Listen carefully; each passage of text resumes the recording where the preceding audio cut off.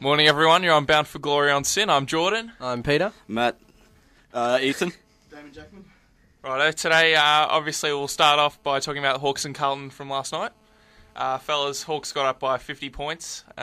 Thoughts? Oh, Carlton were just in the first quarter, the second quarter, just their structures were deplorable. I think it's the first time I've actually been compelled to blame Brett Ratton. No. Can I cut you off here right now Yeah, go already? Don't blame Brett Ratton for the lack of spine that Carlton have at the moment. They've got nothing. It's completely on the players, not Ratton. But their structures in the first quarter, I mean, you got to admit it was fairly pathetic almost. You'd say their backline, Hawthorn were just getting easy ball over the top constantly. That's what happens when you have one key defender marking up on Roughhead and Franklin. It'll be very interesting next week against the Pies with that duo. Against Cloak and Doors, it's not going to be fun. There's got to be a turning point at some stage as far as Carlton go, because it's either we're going to plateau and stay like this all year and keep on having these either honourable losses or smackings, or something can be changed next week and we can actually start to become a team that may want to win. Look, speaking of key backs, I really thought that Matthew Watson had a lot of composure last night. I saw him slip out of a Sam Mitchell tackle before spearing a bullet pass. Yeah. Is he one for the future? Yeah, good old big head Watson. He's got a giant noggin on him, that kid. I think he got a free kick for being pushed. It's all footy brain, though. He got a free kick for being pushed in the back, and it's just because his poor noggin pulled him forward. No, he's a good player. He's the kind of player that he's very average in VFL, and when we elevated him to the senior team, I was really sceptical because his short passing game is incredibly average at VFL level. Yet he's come up to AFL and he's accurate. So explain that to me, if you will. I think we got to make a point on Matthew Cruiser. I'm sorry, but I do have to say this. He was just. His form this year has just been inconsistent. Do you know why? Because he's placed in the team. He's placed. This is exactly what it is. We don't have a key forward and we don't have a key back at the moment. So what we have is three talls in Warnock, Cruiser, and Hampson that don't know their roles, and we have. Cruiser and Hampson are simply fill-in players at the moment because they're either filling in down back or they're filling in forward. And when we have a full forward that is actually going to be there and break packs and actually do something proper rather than Hampson standing there pretending that he's a forward, then that's when we can have the players like Cruiser playing the role that they were drafted to play, and that's in the ruck. Because Cruiser is a ruckman, and compared to playing as a faux forward or a faux backman, It's completely different. I mean, he can't play forward, he can't play defence, he's a ruckman, that's what he does. He roves the ball in the ruck, he taps the ball in the ruck, he doesn't kick goals and mark in contested situations. I honestly think this is a good time to bring in some of the younger key defenders that we have in the VFL. They're obviously not ready, but we're not going to have a choice really, because there's I think we're going to be missing Jamison next week. There's obviously going to be a test, but he'll probably miss a week at least. There's no Henderson for another 3 to 4 weeks. We don't have any other key defenders. We've got to bring in somebody like Andy McKines or Pat McCarthy, something like that. So it sounds like tough times for Carlton. What do you think? You think they'll still make finals? I do still. That's the funny thing, is that I still think we're going to make finals because we have a relatively easy draw from now on. Well, we've got some bogey teams coming up though. We've got North Melbourne, we've got St Kilda at Etihad again. We're playing Richmond and then Gold Coast, which you'd think would be wins, but I don't know, not so positive, I think. Right, I think we can. Gold Coast will be a win. No, at least it'll be a win, yeah. I think we can move on from Carlton. I think Hawthorn's game last night, fairly impressive. Lance Franklin was all sorts, 4 goals, and he went and pinged his hammy at the end. Let me say this, don't read into Hawthorn's performance from last night, because they were made to look like a premiership team, and that is something that they are definitely not. Well, they're one of the better teams in the league. They're one of the better teams, but they're definitely not a premiership team, I can say that right now. They won last night because of the lack of structure that Carlton had, and it was far too easy to kick goals. It was just way too easy, and the good teams of the competition with solid defensive structures will not allow Hawthorn to kick those style of goals. And I see one of our mates was down there, Mr. Schmidt. Justin Schmidt. How'd he go? With 9 frees in a quarter to one team and none in another? Or did he actually... I've given up on that sort of on umpiring this year, because the biggest problem, it's not even the ones that that they pay, it's the ones that they don't pay. And the thing that is absolutely killing me this year is when there's a free that should be a free that's not paid, and then they pay a cheapie that isn't there to make up for it within the next 10 seconds. That absolutely kills me. And Jack Gunston kicked a few goals too. He wasn't getting played earlier in the year, and then again, don't look into it on Carlton. Base it on the next few weeks when they play a team with a defensive structure. Well, you had Bootsma on him in the first quarter, didn't you? I think that just about sums it up. Hawthorn's tall forwards were just a bit of a hassle for your defence, you got to say. Yeah, no, I really would have been shocked had we got any closer than 50 points. I think that's a fair reflection of where the teams are.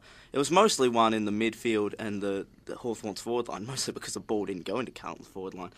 But yeah, Carlton are way behind Hawthorn at this stage, and way behind most of the competition at this stage. Right, now, fellas, basically the big non-issue this week has come from Travis Cloke on Thursday night on the Footy Show, saying that he would like to stay at Collingwood, but he's obviously considering his offer, and he's taking as much time as he needs. I don't think he really helped his case on Thursday at all. I don't think... Well, did we get anything out of that interview other than a bit more... Usually you do those interviews and you get some clarity out of it. I think the situation's just a bit more cloudy for him to coming out and saying that. I think he doesn't really want to go to Freo, by the sounds of it. Who would want to go to Freo? Who can really blame him? Zach Dawson. Well, it's a once in a lifetime How does he get a game? Think about that. He's playing Zach Dawson. How does he get a game off? That's baffling. Just think about it. Ahead of players like Alex Silvani, it really does frustrate people, I guess. But Travis Cloke, I think, being offered about $1 million from Freo, it's a once in a lifetime deal. Do you guys think he'll end up at Collingwood? Still, it sounds like he wants to stay, but you got to wonder if you got to take these sorts of opportunities. I mean, you'd think Collingwood at best could really offer him probably $750. Otherwise, it's going to really mess up the structure of the team. He's still got Beams, Wellingham, Goldsack, Reid, O'Brien uncontracted. Got to sign them up, and if there's not enough money for them, some of them are going to leave. Yeah, if anything's for certain at this stage, it's that somebody who's there that is a relatively big player won't be there next year, whether that's somebody who's somewhat big in Wellingham and O'Brien or Reid, or somebody who's really big in Beams or Cloke. I think Carlton could do with the Wellingham at the moment. Someone who likes winning the ball, plays hard. Yeah. I mean, he's not the flashiest player, but he could deal with it. Carlton could deal with players that want to win games, because that's what they don't have at the moment. And Wellingham's one of them. But I think it's time to go some sim messages. We'll be back after this. No one would have believed in the first years of the 21st century that human affairs were being watched by Panorama. Human affairs by young people, for young people. 4 to 5 p.m. Monday to Friday on SYN. Here's what you missed on In Joke this week. I've been punched in the stomach once, and that was two of my friends grinding lemon wedges into each other's eyes. Oh, because lovely. That's what my friends do. And life gives you lemons. Yeah, just really grind them in there. Listen to In Joke from 5 p.m. Sundays on SYN. Get cereal! Slept in this week? This is what you missed. The main thing is I just don't like eggs. I don't like them poached. I don't like them scrambled. Sorry, whoa. Scrambled? That's called scrambled eggs.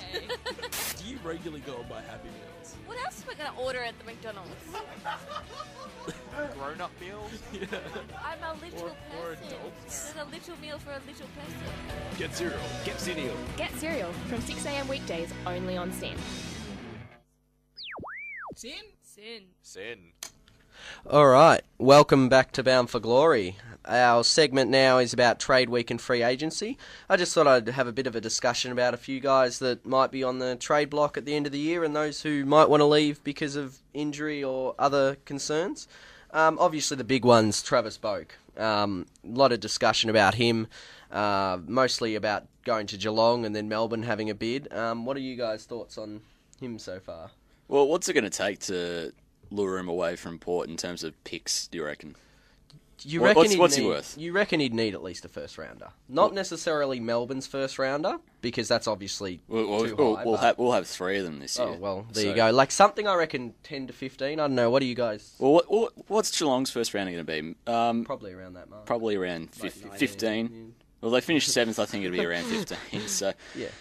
you'd think something like that could get it done, but it just depends on how strong Port rate the draft this year and what they think he's really worth. Port have also bred a level of loyalty this year as well. They had that whole. They looked at the club from every aspect, and everybody sort of committed at the start of the year. So it'll take a fair bit to get him away, I think. And an interesting thing to do with the Boak trade is Shannon Burns is a free agent, and we know he's in and out of the side each year. I was thinking, could he potentially be someone Port wanted as, say, steak knives? Well, as a free agent, he could walk out. Yep, and that's true, which means he probably will. But so you could almost go, if Port don't rate that first round pick, you'd almost go a first rounder in Burns. Because, I mean, with Burns as a small forward in Port Adelaide's forward line, he could be a handy pickup. Yeah, but how old is he now? He'd be pushing 30. He's 28, I think. Yeah. Like, he's still pretty quick, though, from what I've seen. But Motlop's gone past him now. So definitely. And it's still Varco and Christensen as well. But would Port benefit from having another small forward? They haven't really got a big guy up there at the moment. You've got a big head up there. A big old noggin. And, of course, you got Justin Westhoff.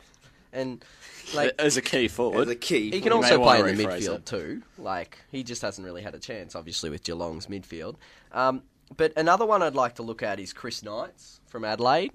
He's obviously had his injury concerns, but he had that one good year where he was really good. I think it was 2009, was it, or something? And then he's just been injured since. Would he be someone that, like, he's a Victorian, so would he be someone that a Victorian club might want to take a punt on? Well, his inconsistency is a bit worrying, so you wonder who would want to pick up a medium forward of his type. At his best, yeah, he's pretty good. It depends on what what teams are gonna offer Adelaide. If they think he's still a free agent too, so if he walks out, he can. So someone might pick him up in the free agent. Another one that I'm interested in is David Hill, because obviously there were rumours around that he wasn't getting much of a game. Bell Chambers had gone past him, so I think Bell Chambers has gone past him. I think, Jordan, you're probably better to judge on this, but he's 29.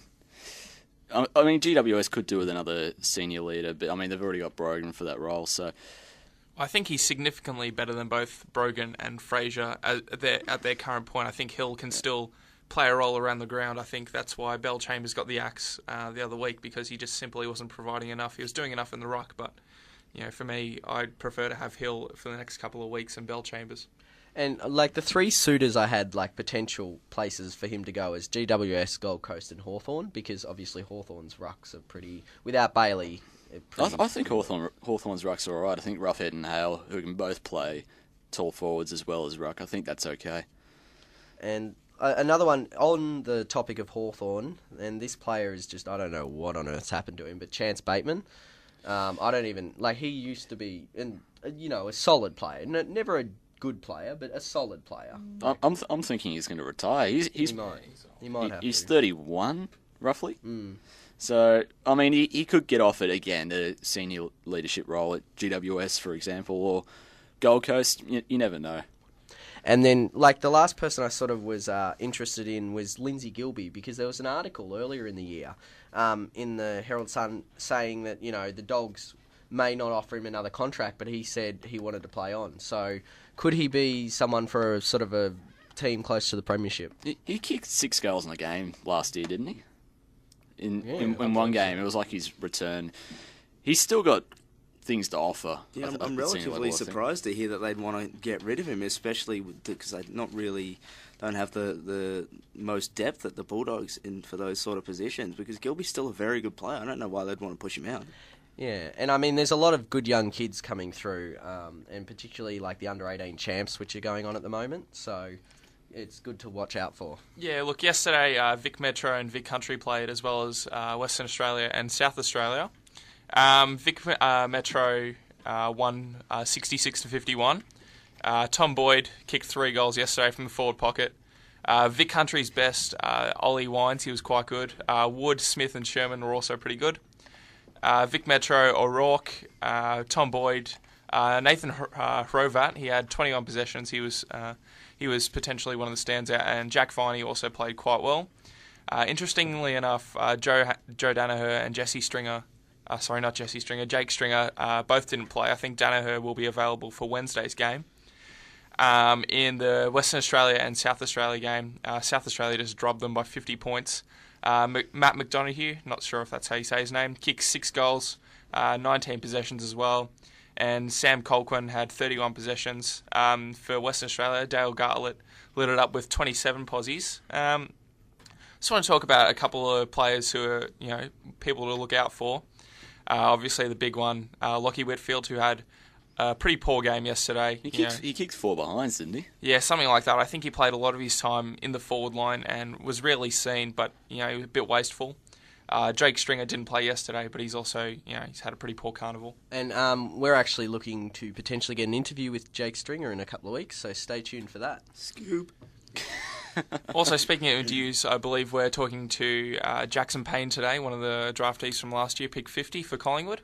Very good key forward as well, so worth listening to, I think. Good interview. Also, Vic Metro yesterday. They had a lot of players to look out for. Nick Vlauston, who's been highly rated, inside player with incredible courage. I feel he could be a game breaker, but really needs to work on his outside game to become a top 5 pick. Just on the draft for this year coming up, it'd be pretty difficult to miss out on getting a genuinely good player if you have a first-round pick this year, because it's an incredibly deep draft. Enter Richmond. Yeah. The professionals of screwing up draft picks. Yep, Hrovat. Sorry to... Sly. Yeah. One of the many Carey boys in the Vic Metro side this year. He's quick and agile, but I think the main knock is his small frame. But I think we've seen with Toby Green and Devon Smith this year that the small frame really doesn't affect the modern game that much. If you're good enough to play, just, Well, you see someone like Jared Blair get picked up. He's 5'7". He still has the ability to really play well. So I think frame really isn't something you should be judged on through the draft. And in saying that, he plays like a 188 centimetre player, the way he's just so strong around the core. So there's some really small players in the state leagues that are about 168 centimetres, real small guys that are really good because they go hard at the ball every single time. There's a bloke who plays for the Northern Blues named Brent Bransgrove, and I've always really loved watching him play because he's a slight fella. He's got a big frame, but he's extremely small. And he just goes for the ball every time. Those small hard players always go hard at it, and it's good. Ashton Hams. Exactly. Western Australia? Who you got from them? Western Australia, Mason Shaw is probably the biggest prospect coming out of there. Their key forward stocks, Western Australia, is really good this year with Jesse Hogan as well. Had a really poor game yesterday, only had the 4 touches, but obviously the ball just didn't come down there enough. He's basically like what Tom Hawkins did as a junior. He uses his huge frame and just kicks bags every week. I'll be surprised if he slips out of the top 10. South Australia, I think they've probably got the most amount of really, really promising draft picks this year. Ben Kennedy, another really small player that should be a really good player. Brodie Grundy, big ruckman. Sam Mays, Troy Menzel, and perhaps the best of the lot, Jimmy Toumpas. He had 21 touches yesterday. South Australian coach Brenton Phillips described him as a skillful, hard-running inside midfielder who can kick goals. Really just tore it up yesterday. Sounds like a complete player. But Troy Menzel, he had the Lars surgery a couple of years ago, didn't he? For he tore his ACL, a bit like Daniel. So you got to wonder if that's going to be an issue over the years for any club that wants to pick him up. But he sounds like a genuine top quality player. Yeah, he's got really good quality, and I think potentially someone could really snare him. Maybe late 20s if his injury is really concerned, because he could be just a fantastic pickup. I think we'll just move it on, because Northern Territory, Tasmania, New South Wales don't really have a whole lot of interesting picks. There's Ben Rioli. Yeah, Ben Rioli, small back, but just hasn't done enough. All right, I think we better go to some SIM messages. We've got the Jackson Paine interview after this, so stay tuned for that. Film. Literature. Theatre. Interpretive dance. Installation art. Ballet. Opera. Visual art. Origami. Cabaret. Beat poetry. Street art. Mime. Puppetry. Burlesque. Baroque. Artsman, SIN's Youth Sunday Arts Program, 4 p.m. Sundays on SIN.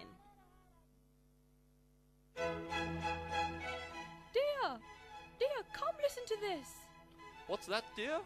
Why, it's arts and culture on the wireless. Bring your monocle. Oh, what's the show called? Artsmitten, 4 p.m. Sundays on SIN.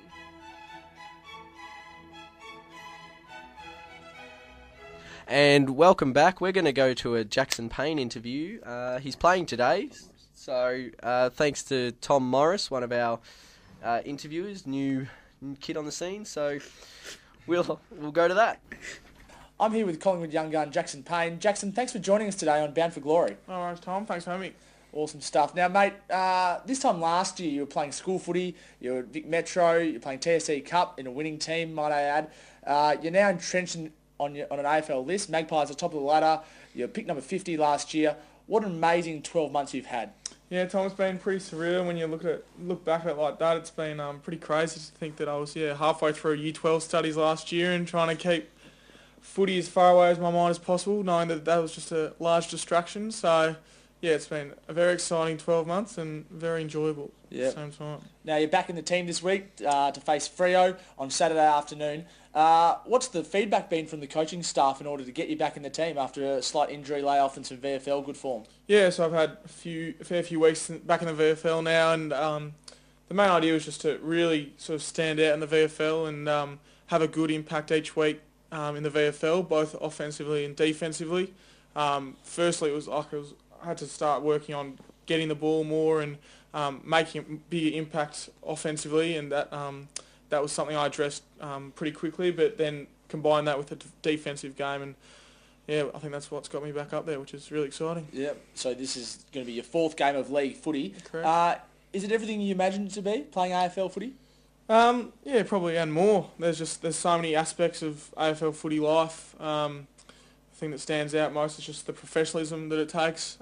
As I've said to a couple of people before, the professionalism it needs is just making every decision you make. It has to do with footy. It goes from little things like hanging out with your friends on a Wednesday night, which seems pretty harmless, but you sort of have to think, should I be home in bed, getting sleep?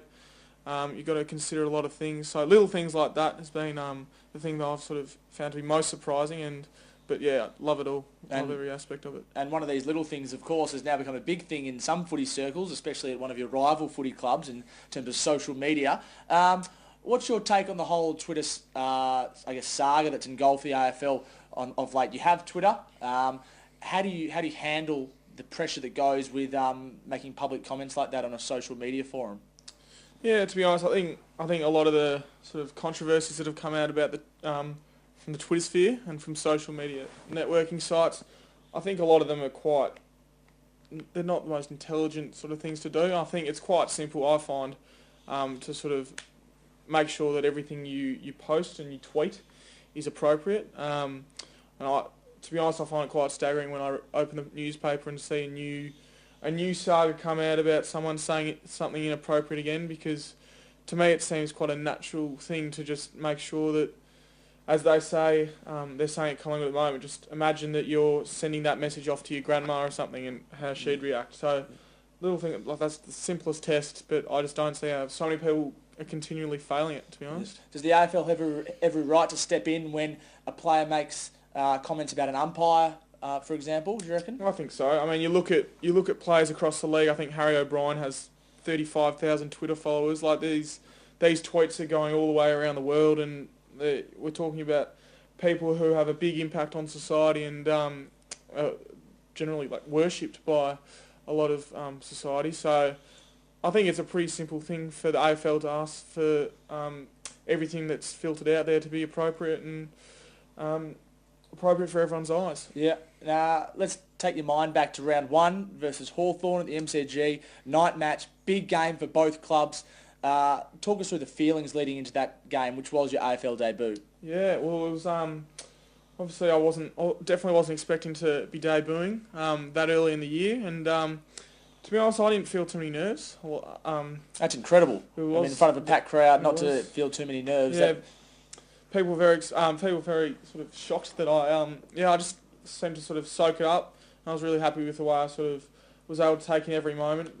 I was debuting with 2 fellow youngsters in Peter Yagmore and Paul Season, and they were, I think, a bit more nervous than I, but I was just sort of took it in my stride and just loved every minute of it. So it was amazing. Once you get on the field, is it just playing footy then? It doesn't really matter what's around, or do you really take in the crowd and take in everything else that's going on? Yeah, the thing that stuck out initially was just the sound of the crowd. You hear a lot of people call it like the cauldron, And that's exactly what it is. I remember the first goal of the game was kicked by Hawthorn. I was standing right in the centre circle, and the roar that came down was amazing. I just realised how huge a scale this sort of game was played on, and then also looking down the field and seeing the likes of sort of Sam Mitchell and Buddy Franklin down the other end is another thing that sort of doesn't allow it to just be another game of footy. Yeah. Now let's talk about this year's Magpies, Jackson. It's fair to say it was a reasonably slow start for whatever reason. You had a late start to pre-season, but obviously before you got there. But you're now hitting your straps. What are the areas or structures do you reckon that have allowed this improvement over the last 3 months? Yeah, I think Bucks has been pretty open to sort of adapting the game plan to.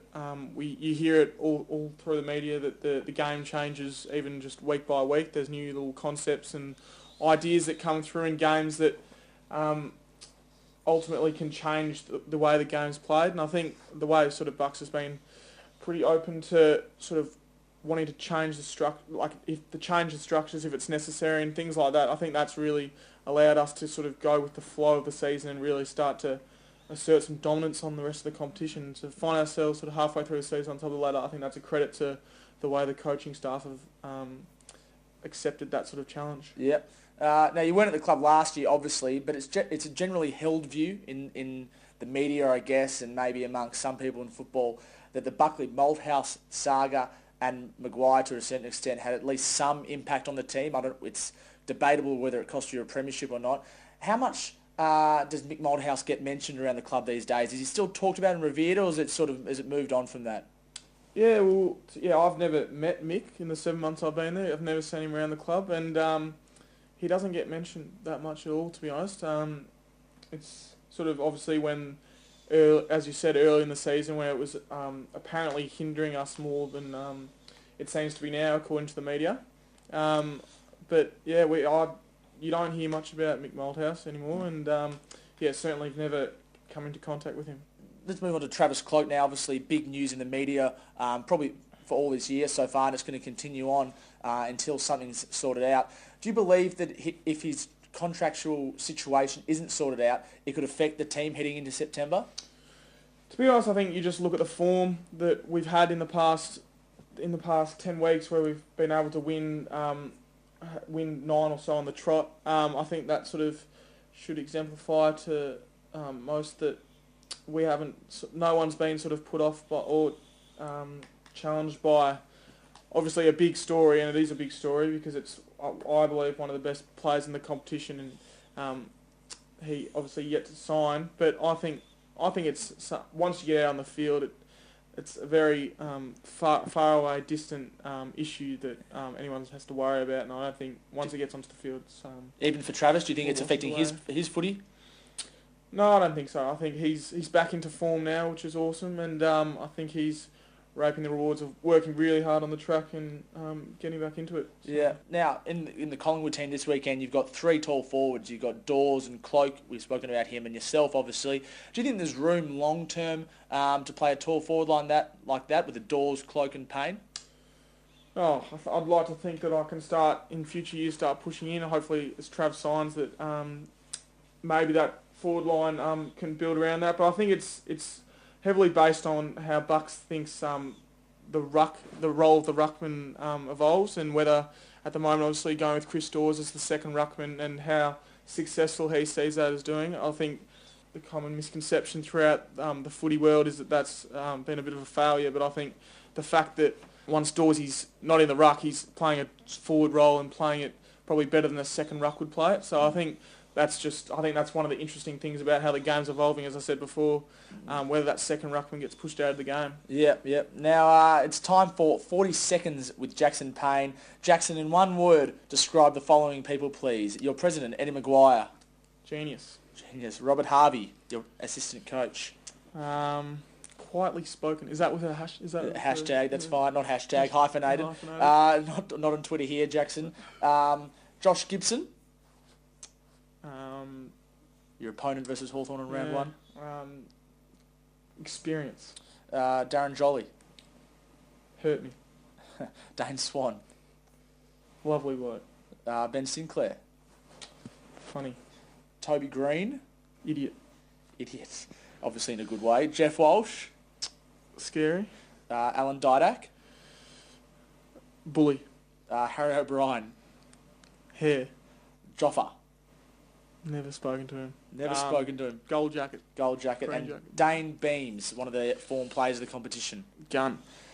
Jackson, it's been a pleasure having you here on Bound for Glory, and good luck for this afternoon's game versus the Fremantle Dockers. Thanks very much, Tom. It's been great. Cheers. And welcome back. That was Jackson Paine. Jackson Paine. And it was very interesting sort of talking about like his form this year and being able to break back into the team this week against Freo. He's a good player. Really, Yeah. I saw him in the Nat Cup and he looked really impressive. I mean, you really can't judge that form as much as you can AFL. Collingwood have good players coming out of every orifice possible at the moment, so they're all just good. All right, but I think we better go some messages. We'll be back after this. Did you know that Paul McCartney from the Beatles actually died in 1966 and was replaced by the Paul McCartney lookalike with surgical adjustments done to his face? No way. Yes way. The proof of this is placed in many of the Beatles' other albums. You can see on the front of Rubber Soul that they're looking down into Paul's grave, or on the cover of Magic Mystery Tour when Paul is the only one dressed in black. Also, on the great track number 9, if you play it backwards very slow, you can hear them say, "Paul is dead. Paul is dead." That sounds like some very well substantiated evidence. I believe so. Sadly though, George Harrison was unable to do an interview with us. If you want more awesome conspiracy theories, listen to The Conspiracy Campfire. 1 p.m. Saturdays on Sin. Back on Bound for Glory on Sin. Matt, I believe you're going to be talking about the use of social media. Yeah, I am, unfortunately, because there's been another case throughout the week. The use of social media in sport has been magnificent for supporters as far as getting an insight into the lives of those they watch and admire. But as of late, I'm kind of starting to wonder whether it's such a positive thing or not. Not because we're being exposed to the real lives of these people. I think that's magnificent. But because I'm worried that other people are kind of taking what they tweet the wrong way. There was a case midweek. Obviously, it's been well publicised, Brock McLean from the Carlton Football Club, in which he made, quote, derogatory comments regarding somebody's mother, unquote. Brock originally tweeted, "Today can F right off," to an Essendon supporter, to which an Essendon supporter responded with, "Did you finally get delisted?" McLean's answer was, "No, your mum has given me AIDS." It's very good to see him also recover from that quick bout of AIDS to play last night. Before too long, that quote was all over the news, basically creating a massive storm in a teacup. Honestly, this whole searching for stories thing on social media is just giving me the shits, to be honest. I've followed Brock McLean's Twitter for a while, and if you've followed him for even a month or so, you would see this isn't really a new thing for Brock. He makes a lot of terrible tweets, I guess, if you're going to nitpick on... Terribly hilarious. Terribly hilarious. He's up there with Jake King on par with funniest Twitter, because Jake King has some doozies. But now think about this for a second. Obviously, Brock was having a bad day. He tweeted it. He didn't use those words, but he tweeted that. And then somebody comes along and sort of rubs you the wrong way. Brock's not really the kind of person to let that slide. He's got a very strong personality, and that's what I love about Twitter. You get to see that about people. But what I hate about social media is being used as a source to find news stories. We saw it a couple of weeks ago when Mark Murphy, Jeremy Laidler, and Jared Waite made comments regarding West Coast during the game about the whole ducking thing. And even more recently with Stephanie Rice, a triple Olympic champion, who posted a picture of herself on Twitter in what was described as, quote, racy swimwear, unquote. I'm not really sure if anybody's noticed, but she makes a career in wearing racy swimwear kind of thing. And she even made an excellent quote in response. It was would like to thank News Limited for the publicity, for another chance to see me in racy swimwear. Tune in to the Olympics on Fox Sports. And that pretty much sums it up. But as far as I'm concerned, if you're going to intentionally attempt to lure somebody in on Twitter, you deserve to get put in your place. And that's what Brock McLean did. He obviously didn't use the right choice of words, and he's admitted that. But if you're going to give it, you should at least be able to prepare to take it. And I don't really find it fair that players are able to be roped in by people that easily on social media. The AFL and mass media are seemingly stripping players of all personality over cases that are not newsworthy in the slightest. To sum it up, just back off and just let these people do what they do. I mean, Brock was, again, he was having a bad day and he got lured in on someone who just tried to, get him to react, and he obviously did. But it's not fair on Brock, really. Bit of a joke, isn't it? Yeah, come on. What is? The AIDS thing, come on. It's not even it's not newsworthy. If it got, I mean, it's obviously, again, it's the wrong choice of words, but he's posted much worse on Twitter, I can tell you that, stuff that we can't really say on air. But it was a bit harsh. It's a bit of a difficult issue, I think you have to say. I mean, when he tweets stuff, like I saw one he did, I think it was the other day, it was within the last week, where someone tweeted to him about being booed and stuff, and he responded, I get booed all the time, mostly by Carlton supporters.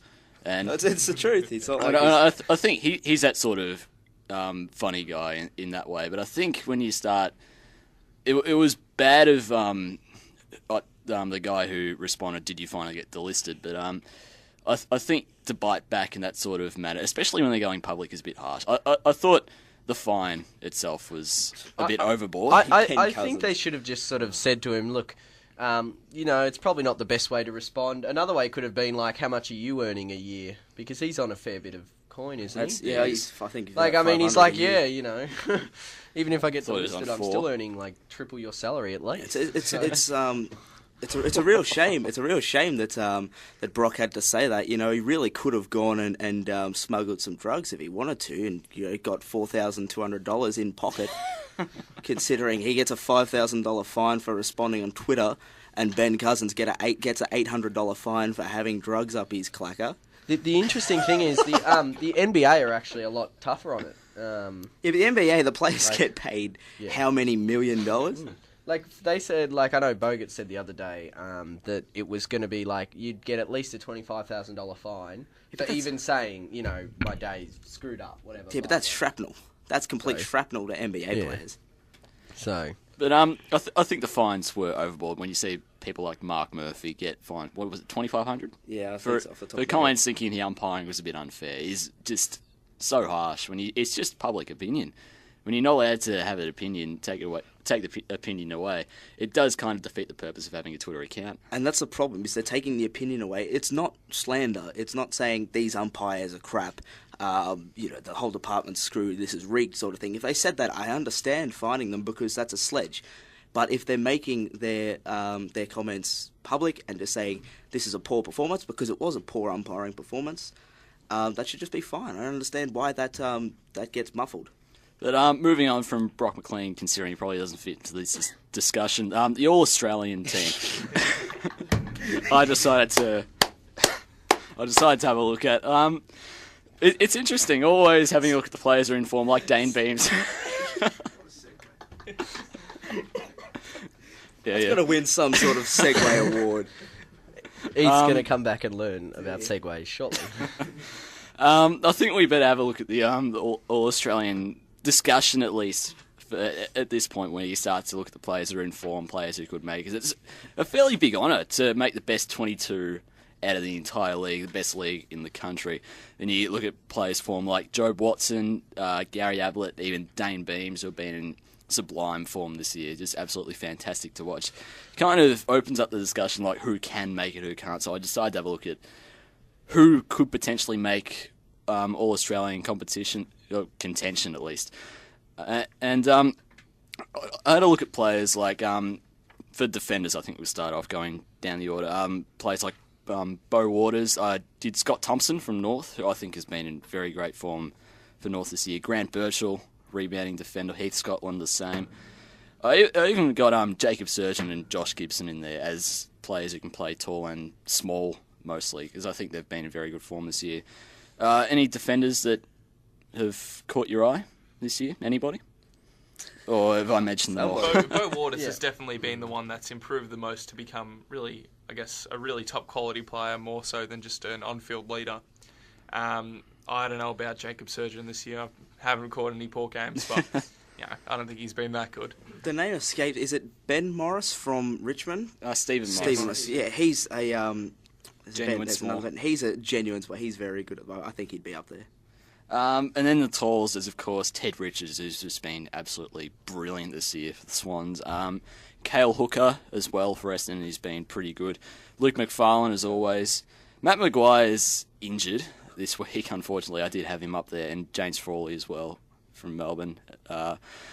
You guys think that's about right? You think those players... Yeah, I reckon you could probably throw Glass Yeah, I in was there going to as say, well. where's Darren Glass? He is the defender. Well, the thing is, we had Darren Glass and also Eric McKenzie, who kind of share the top role a bit. We had McKenzie was on Cloak last week, so when you got Glass on doors, I don't think really that does warrant All-Australian selection. I mean, not to be harsh, but he's Matt Maguire over Darren Glass. You haven't watched much Brisbane, have you? Matt Maguire never plays. He's always injured. No, he's been good this year. Brisbane, Better big than source Glass? Merritt anyone? He's Yeah, been really better good than up Glass. forward. Do you reckon he could, no chance stealing Sorry? a spot up forward? Source Merritt?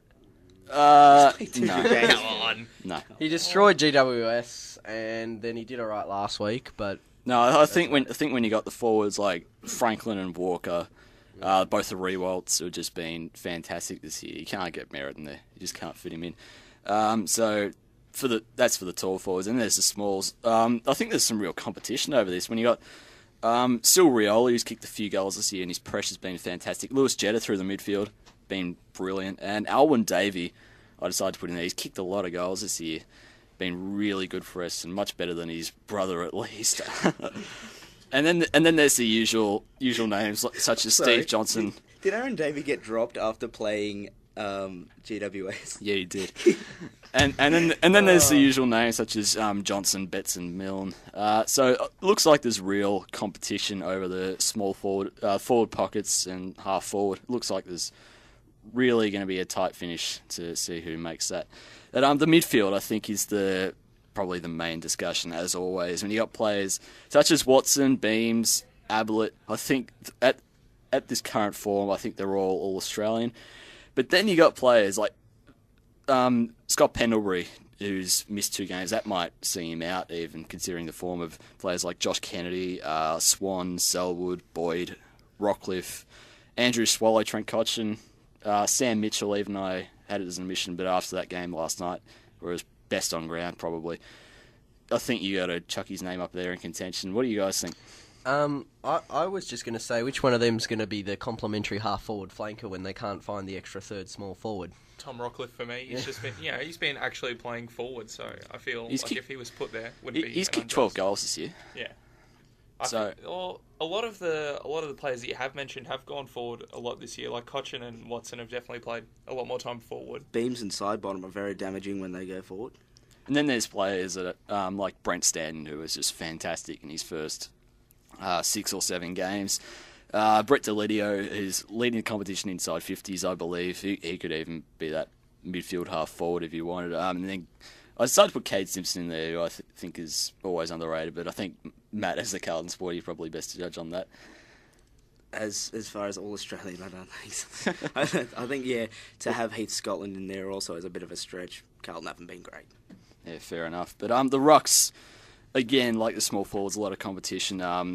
Ivan Maric, the man with a mullet. Sam Jacobs. Dean Cox is a bit of a iffy one, because, I mean, there's Cox and Natanui who share the ruck forward roles. And then he's played a lot forward this year. And then Patrick Ryder and Mark Jamar decided probably 3rd and 4th at the moment, but you never know. With a good second half of the year, they could potentially make it. What do you guys think? Mullet has to be All-Australian ruckman, and maybe Cox in the forward pocket, because Ivan has just been supreme. There's no one better than him this year in the ruck. I reckon Sam Jacobs would have to be up there on par roughly with him. Sam Jacobs is incredibly underrated, and if he were still at a Victorian club, he'd get a lot more attention because his tap work is just magnificent. And it's interesting to note because Marek will be playing Jacobs later today, which we'll be discussing in a moment. So it'd actually be a very good contest to watch. And then you could throw someone up like Kurt Tippett even, who's been very good this year as a forward and ruck. But I think we better go to some messages. Back with the match previews after this.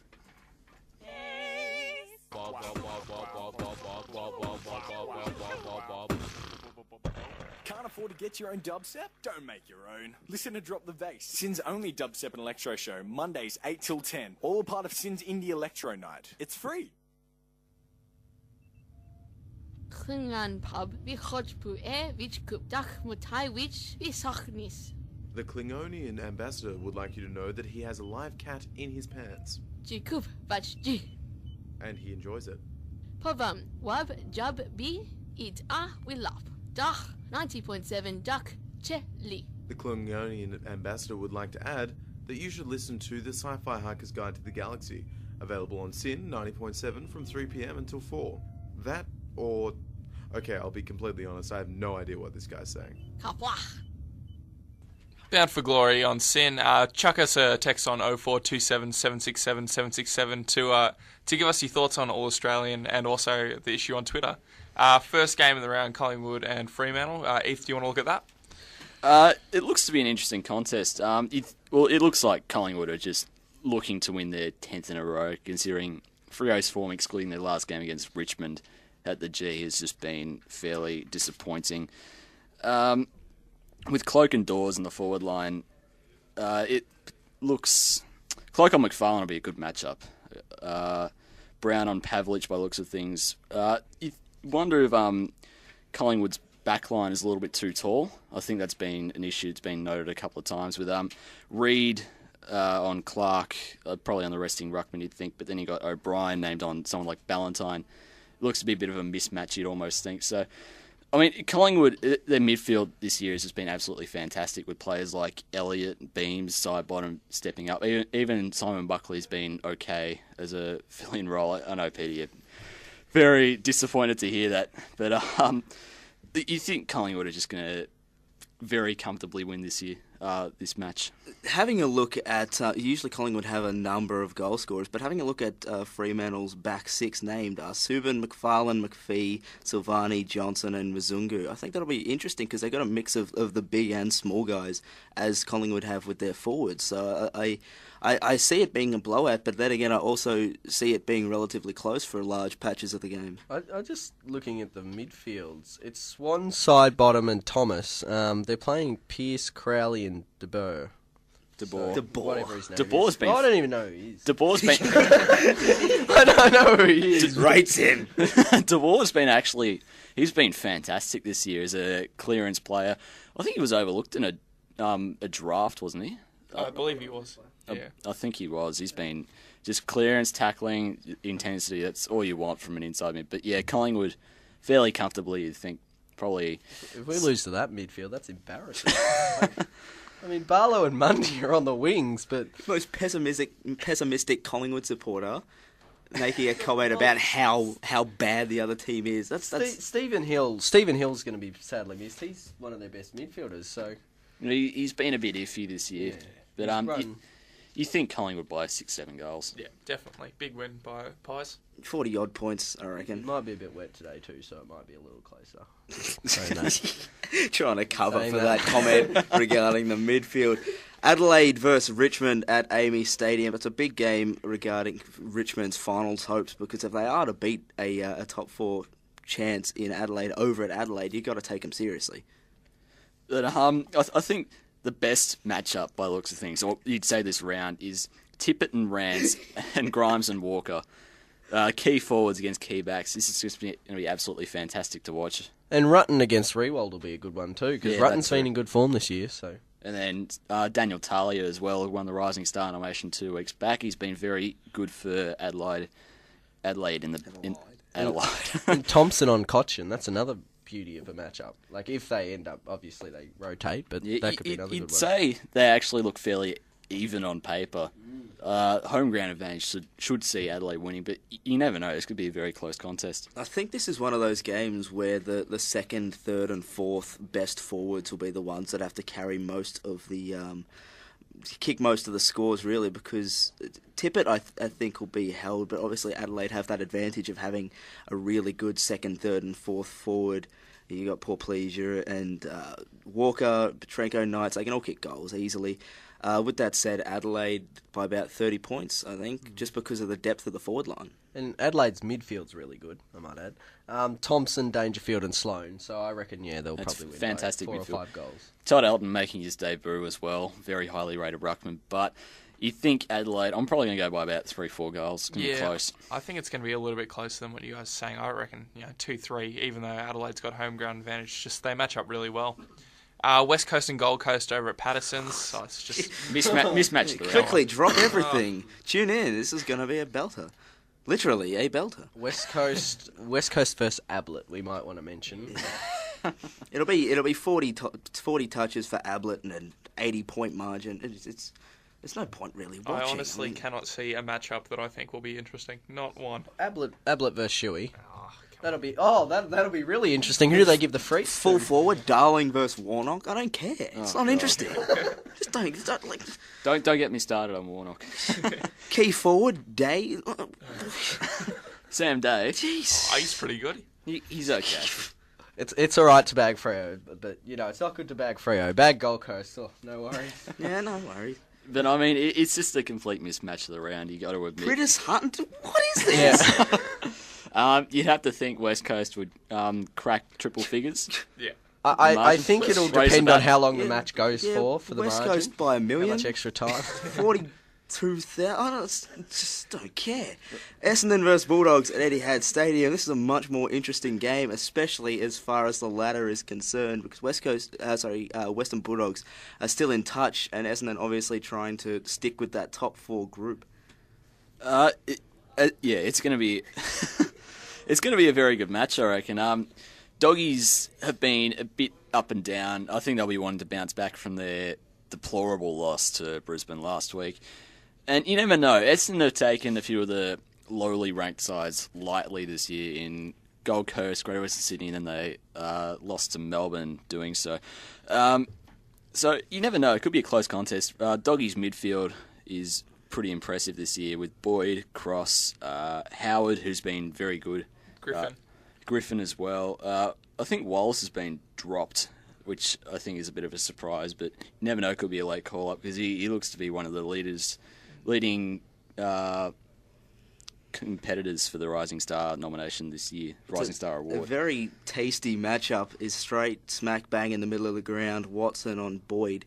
That'll be, if they end up playing, I very much doubt they'll be playing on each other, but if they were to, that would be magnificent to watch. You could almost say like the winner of the clearances out of those two could really decide the game. They're not equal as far as ladder position goes, but they're really relatively evenly matched up all over the ground.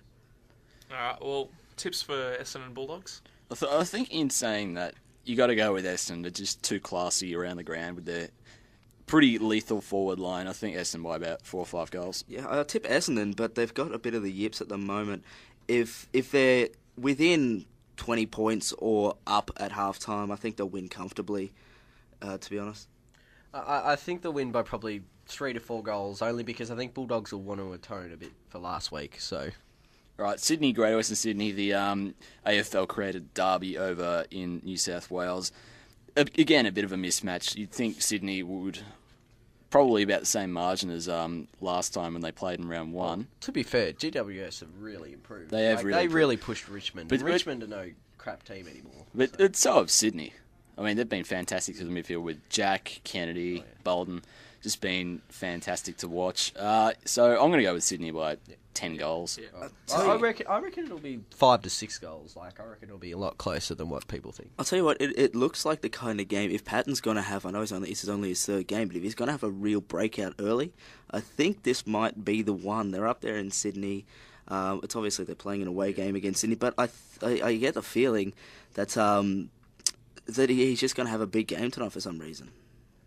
What do you think of the margin? Yeah, the margin doesn't really matter by 40 points. Why not? All right, Geelong and Port at Simmons Stadium. That's another blowout. If I don't get a whopper this week, I'm going to cry. This is...